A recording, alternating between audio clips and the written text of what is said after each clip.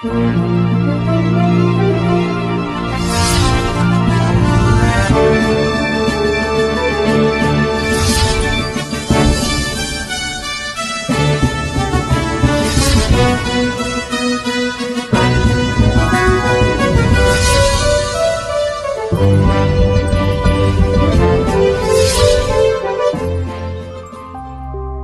эле мезгилде бир нече ишти татыктуу аркалаган инсандарыбыз бар. Алардын бири Кыргыз эл акыны, Кыргыз Республикасынын президентине караштуу мамлекеттик тил боюнча улуттук комиссиянын төрагасы Эгемберди Эрматов. Акындын чыгармачылык жолу Кыргызстан маданияты жумалыгында башталган. Кийин Мурас журналында редактордун орун басары, Тулпар журналында башкы редактор, Кыргыз руху гезитинде баш редактордун орун басары болуп эмгектенген. 1979 жылы Ак тил аттуу ыр жыйнагы чыккандан бери калемгер адабият жаатында үзүрлүү эмгектенип келе жатат. Автор чыгармачылык өнөр, анын сырлары тууралуу мындайча ойлорун ортого салат. Эң негизи чыгармачылык адам болуш үчүн көп нерсе керек. Биринчиден албетте Алла Таала берген бир чыбыры, дарамети болуш керек. Аны биз талант деп коебуз. Ошого кызыгуу болуш керек. Жан дүйнөсүндө ошол чыгармачылыкка болгон умтулуу болуш керек. Бирден, каныдан, табиятыдан мына ошого бир күйүп бышкан, ошого аркасынан түшүүгө тынымсыз аракет кылган бир жигерденүү керек деп ойлойм. Андан кийин албетте акын болом деген адамдын баары эле акын болуп кетпейт. Жазуучу болом деген адам бардыгы эле жазуучу болуп кетпейт. Ал үчүн албетте терең, чоң билим алыш керек. Ошол тармактан бардык ысык суугун, аки-чүкүсүн, жакшы жаманын бардыгын өздөштүрүш керек. Мына билим алуу керек деген эмнесин айтып атам. Билим болбосо канчалык сенин талантың болгону менен азыркы заман абдан өсүп өнүккөн заман, ошондо адамга чоң билим керек. Болгондо да адабий билим керек.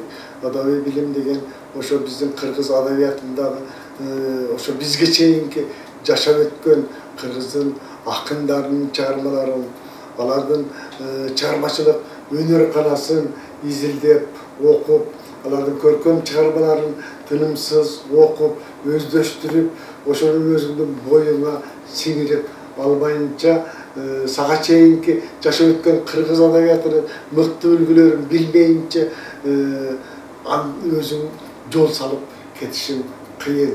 Балким сен жазып жаткан нерсени эбак эле биздин мыкты акындарыбыз жазып койгондор. Ошолор кантип жазды экен, алар кандай теманы көтөрдү.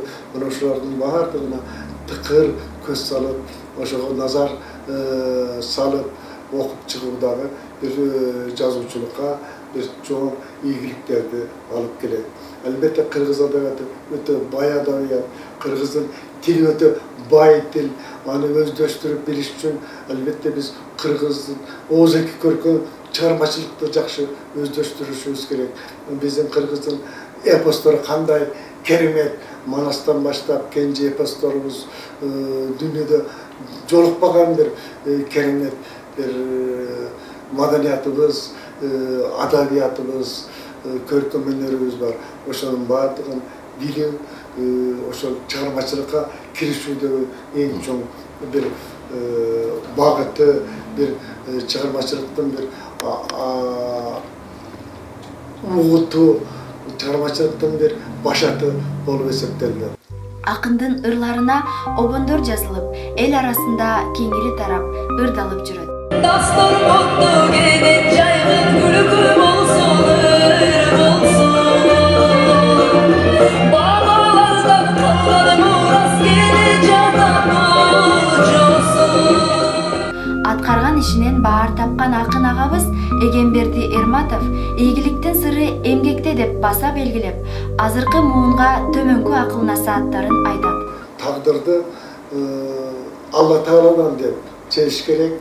Ошол эле кезде тагдырды өзүбүз дагы оңдоп алсак болот. Ал үчүн биз жакшы ниет менен, адайым жакшылык üstünde bolup, жакшы ойлор менен, бирөөлөргө жакшылык кылуу менен, жакшы сөздөрдү сүйлөө менен, жакшы эл менен, коом менен, жора жолдоштор менен жакшы мамиледе болуу менен биз айрым бир бешенебизге жазылган жаман тагдырларыбызды оң жолго мындай буруп алсак, келечек бул эми биздин негизги каалоом, биздин маңдайыбызга жазылган бир гана мекенибиз бар, ата журтубуз бар, туулган жерибиз бар.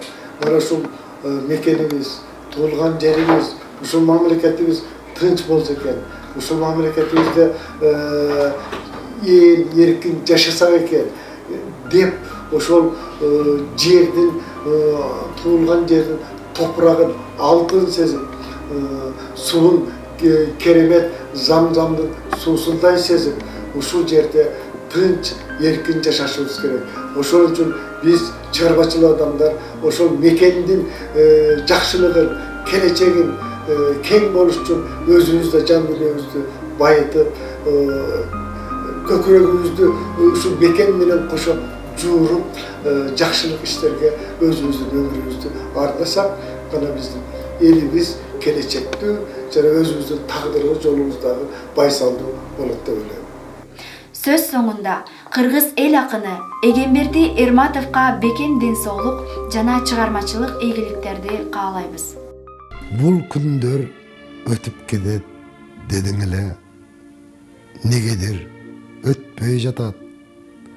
Көкөктөп көкүрөктөн чыккан аваз жалп этип өчпөй жатат. Өзөккө түшүп кеткен өрттү кантип бүгүн мен унутамын. Канткенде кан тамырда чуркап жүргөн кайгымды курутамын. Жоголот кантип могу эс тутумдан нес кылып кеткен курак. Кызгалда өскөн тала кызыл деңиз, кучакта жийди бурак.